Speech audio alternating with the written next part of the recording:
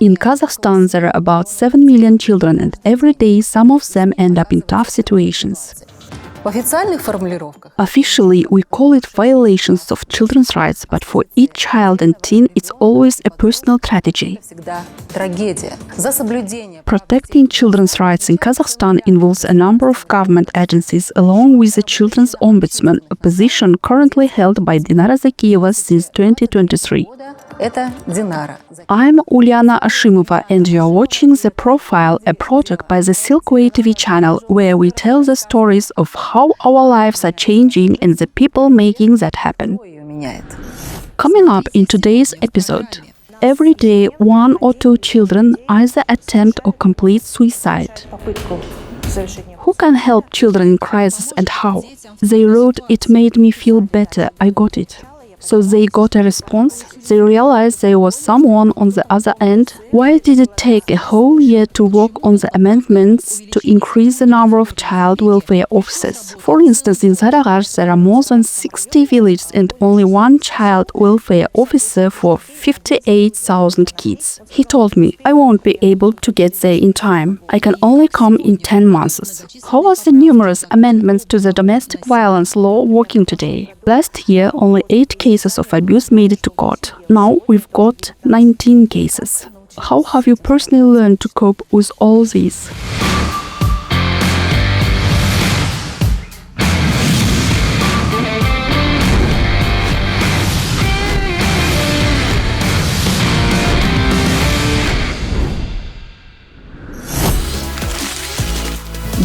Dinara Zakieva, Commissioner for Children's Rights in Kazakhstan since June 2023.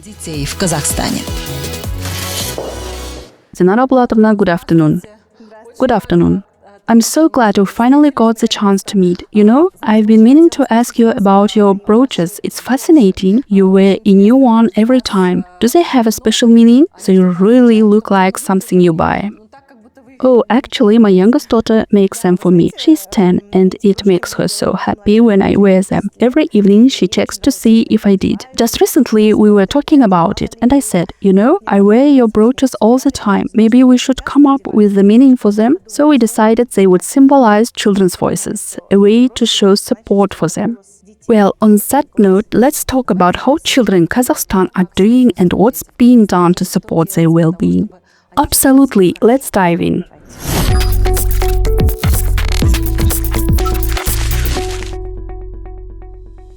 Dinara Bulatovna, the issue of child suicide is unfortunately very real in our country. Of course, it's a problem everywhere. But is there a system in place to help reduce these cases? Sadly, yes, it's a serious issue. Every day, 1 or 2 children either take their own lives or attempt to. Over the past 11 months, we've lost 165 children to suicide, with another 387 attempts. Tackling this issue requires a comprehensive approach with carefully implemented measures. If we look at the numbers, most of the cases, both suicides and attempts, are among teenagers aged 15 to 17, which, as we know, is an incredibly difficult period in life. A really tough age, yes. Exactly about 10% of cases involve kids as young as 11 to 13. When we look at the root causes, the most common ones are loneliness, struggles in relationships with parents and relatives, issues with peers, and bullying. That's why I want to highlight an initiative that was introduced on December 1 following a proposal by State Councillor Erlan Karin. Schools across the country have now put up QR 111 codes. You might remember that a year ago the national hotline 111 was launched. Children could call there. Now, with these QR codes, they can reach out even more easily. Before, the hotline received around 1,000 calls per year. But now we are seeing up to 1,200 written messages from children every day. That's incredible. In just 6 days, we received 7,200 messages.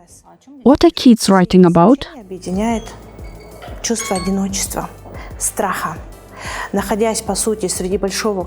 No matter how different their stories are, the feelings behind them are the same: loneliness and fear. Even when surrounded by adults, many children don't know who to turn to. They're afraid they won't be believed. They hesitate to open up to their parents, teachers, school psychologists, or staff. That's why giving them ways to ask for help on their own is so crucial. Now we are working on expanding this initiative. The 111 hotline currently has 29 employees, but we are adding to dedicated coordinators to handle written messages, along with more psychologists to provide direct support. The reality is so many factors can affect a child's emotional well-being and push them toward an irreversible decision. The most important thing is to be there for them, to offer real help when they need it, and to make sure they know that help is available. That's why self-referral tools like hotlines and trust lines, especially 111, are so important. Beyond that, we are also making changes at the school level. To create a standardized system for identifying warning signs, whether it's suicidal thoughts, bullying, or abuse, psychological support centers have now been opened in every region. Why is this necessary? Because right now there is no unified approach to school psychology across the country. In some places, psychologists rely on one set of methods. In others, they use something completely different. And in some schools, even when psychologists do recognize issues like bullying or suicidal tendencies, they don't take further action. They don't report to child welfare services, the police, or health care authorities, and they don't provide ongoing support. So there is no clear protocol for what happens next? Well, technically there is a protocol, but the problem is it's either not followed or not enforced properly. That's exactly why we are creating these psychological support centers, to coordinate efforts, ensure a consistent approach, monitor the quality of services, and provide training and guidance. I have to ask, when kids send in thousands of messages a day, do they actually get the help they are looking for? Absolutely, the system works in real time. Did you process that many messages? On average, about 50 cases a day require immediate action. The rest, kids are just sharing what's on their minds. A lot of them don't even reveal personal details, they just write. And they say that they feel better now, or it helps to know they have somewhere to turn. So they do get a response? They know someone's actually listening?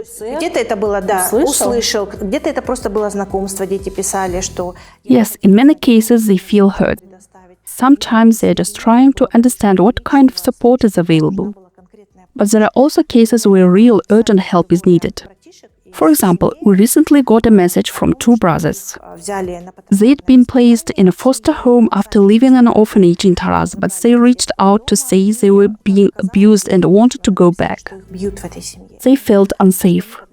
As soon as we got their message, a 111 staff member contacted Child Welfare Services and the regional ombudsman. Authorities stepped in right away, got to the boys and moved them to a safe place, a child support center. And actually today they are finally heading back to Taraz. So the story was confirmed? Yes, it was.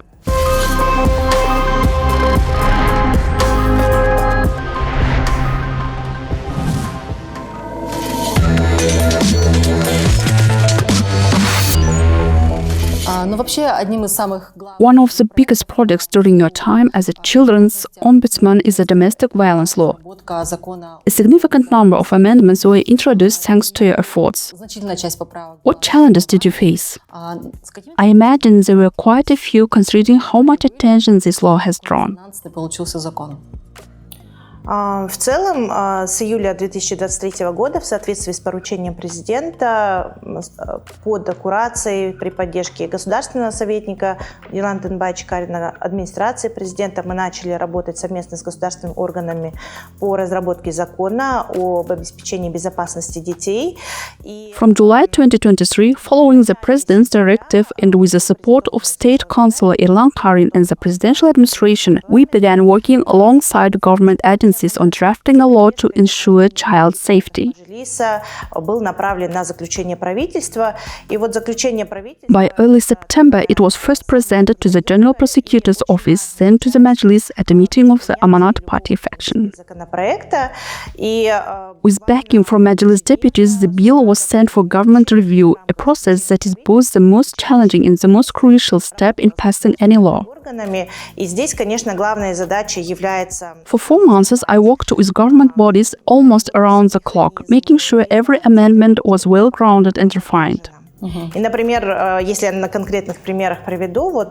The key was to carefully draft the wording and the mechanisms to ensure each proposal gained approval.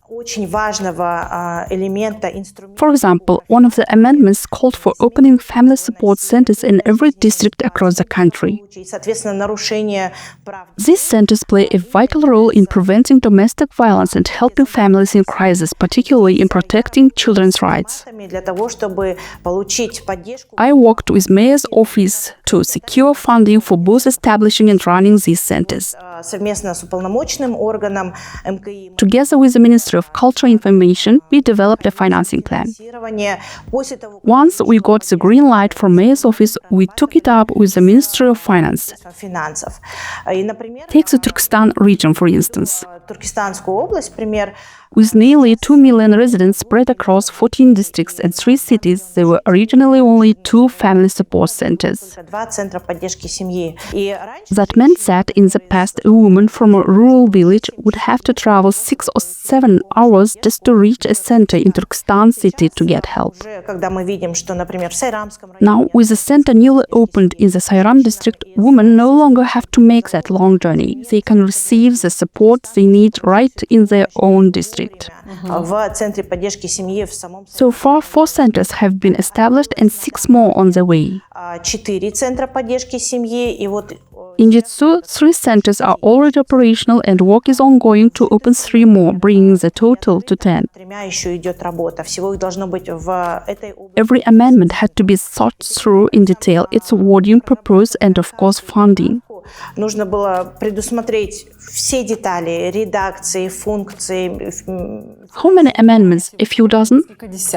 Да, их вообще 70. Yes, there were actually 70 amendments. One of the most critical was about working with aggressors, providing psychological support for aggressors under specific requirements. We worked with the Ministry of Health to assess whether the country's existing infrastructure could accommodate these 5,690 primary health care facilities, 79 mental health centers, the number of psychologists and psychotherapists available, and the specific rehabilitation programs for aggressors. Another crucial amendment concerned evicting abusers from their homes. The Ministry of Justice backed this measure but emphasized the need to uphold human rights. So we had to figure out whether the evicted aggressor would be housed. I remember sitting down with the Minister of Labor on a Sunday discussing possible solutions. We eventually proposed placing them in social adaptation centers for the homeless, but on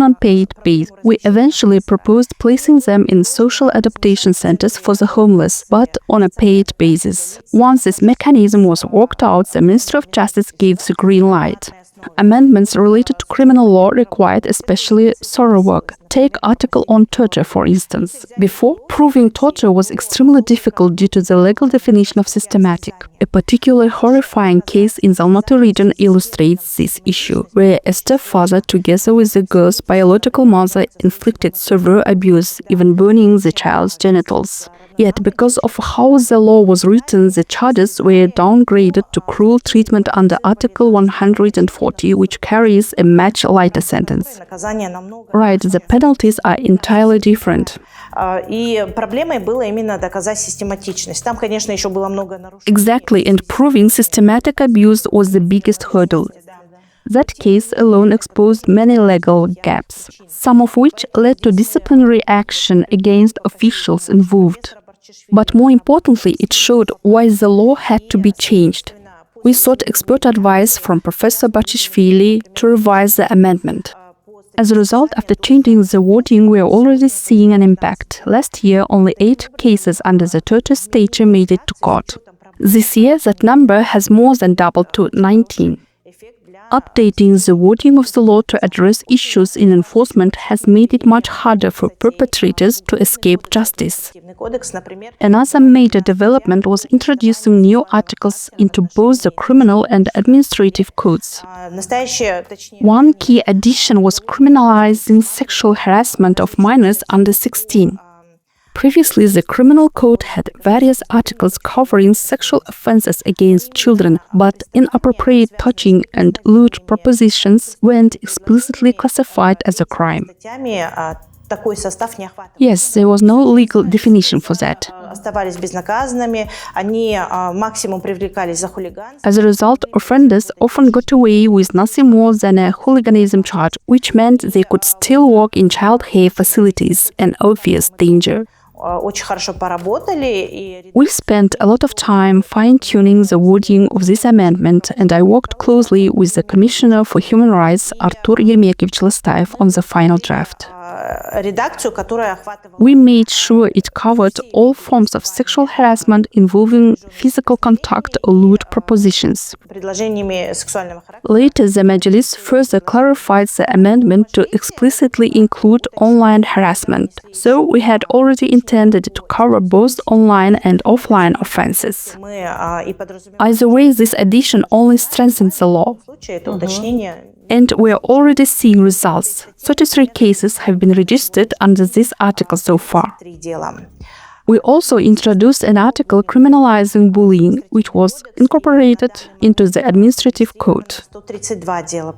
To date, 133 cases of bullying have been registered. This shows that the law is gradually starting to work in terms of prevention. For instance, we've set up mobile teams whose job is to identify families in crisis and direct them to family support centers. Just last month, these teams identified 200 struggling families in the Akhmola region alone. In the Almaty region, that number was 890 families where children and parents alike were in need of help. So the mechanisms we built are beginning to take effect. The law ensures inevitability of punishment. Together with government agencies, we are traveling to different regions, spending 7-10 days in each area. We visit rural communities and local districts to assess the situation on the ground, expose violations, and show local authorities how these new mechanisms are meant to function in practice. By the time all this work was done and the bill finally made it to the Majlis, what was going through your mind? Did it feel like mission accomplished, or did you realize you'd still have to fight to prove, especially to all the skeptics, that Kazakhstan truly needs this law exactly as it is?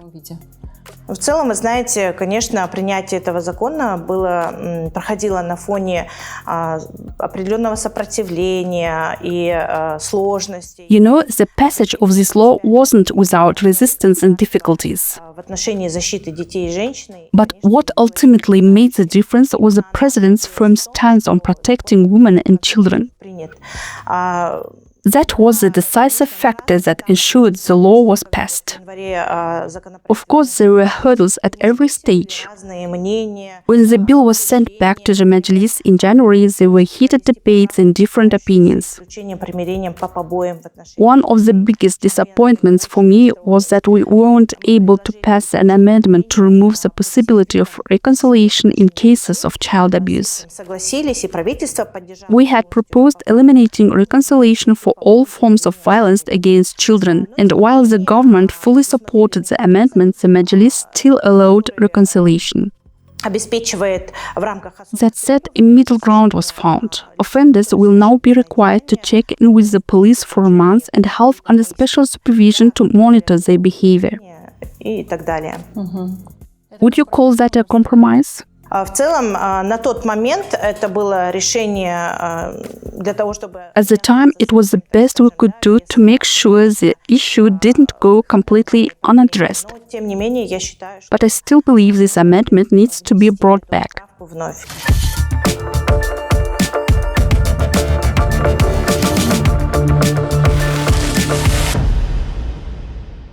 Любая поправка, особенно которая касается... Any amendment that involves extra funding is bound to be a tough deal. Трудно проходит. How did things go with the proposal to increase the number of child welfare officers?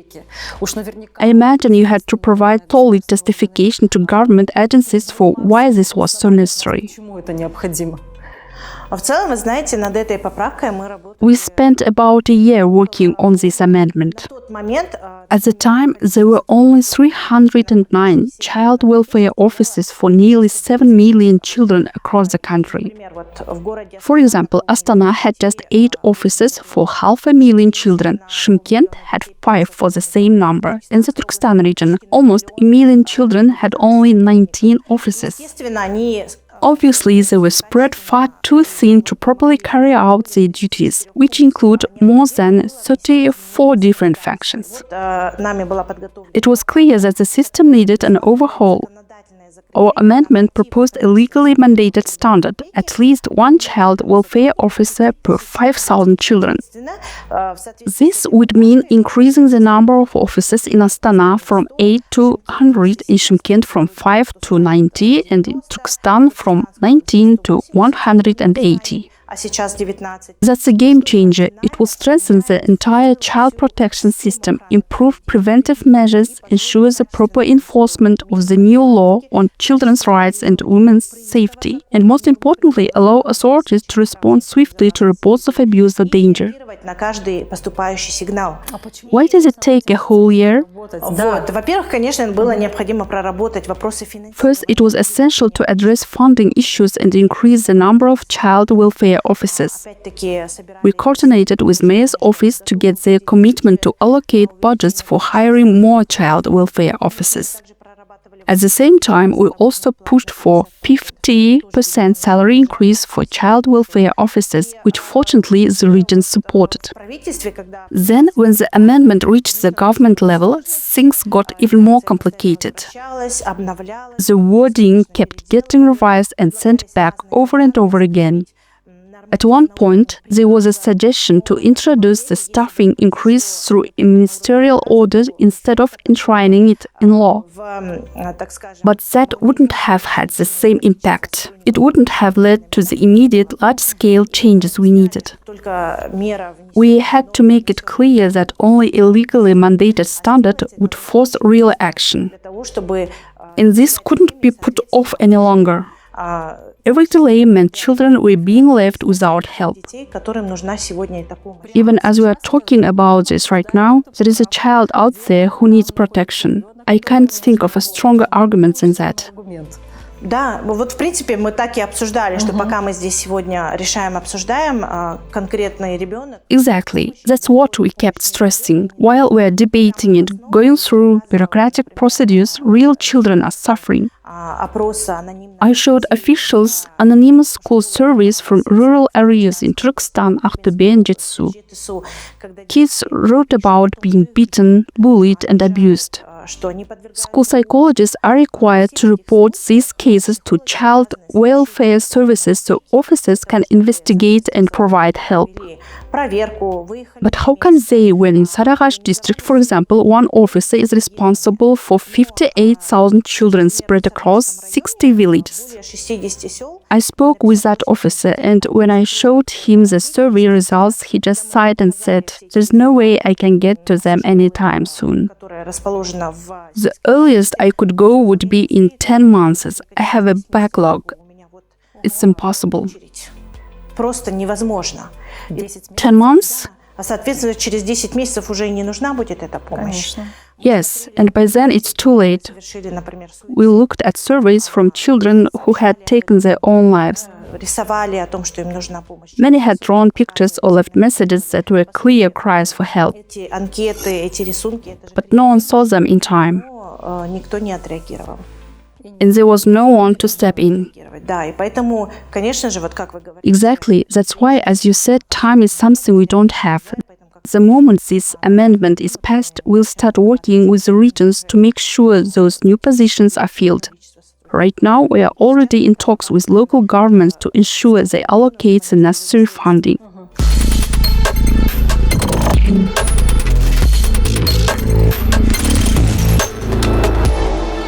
Вы сталкиваетесь You work with so many children who've been through unimaginable hardships. попали в трудные жизненные You probably know better than most just how awful the reality can be for women and kids in this country. страшных. How do you deal with that personally? Because I imagine this isn't kind of job you can just leave at the office. Ну, потому что, наверное, It follows you home, you домой с этой carry it with you, you go to bed with it in your mind. с ними спать. Ну да, это очень Yes, it's incredibly hard. There are times when I just break down and cry because the weight of it all becomes too much, especially when you realize that in some cases there is nothing more you can do. When something terrible has already happened to a child, all that's left is to make sure justice is served, to support them in whatever way you can. But no matter what you do, естественно, Отменить you can't undo it. понимаешь, что ты это не можешь. Exactly, you can't turn back time, and that's what hurts me the most, knowing what the child has been through. But instead of letting that pain consume me, I try to channel it into something productive, into systematic change. Because at the end of the day, these strategies don't just happen in a vacuum. More often, they are the result of a system that failed somewhere along the way.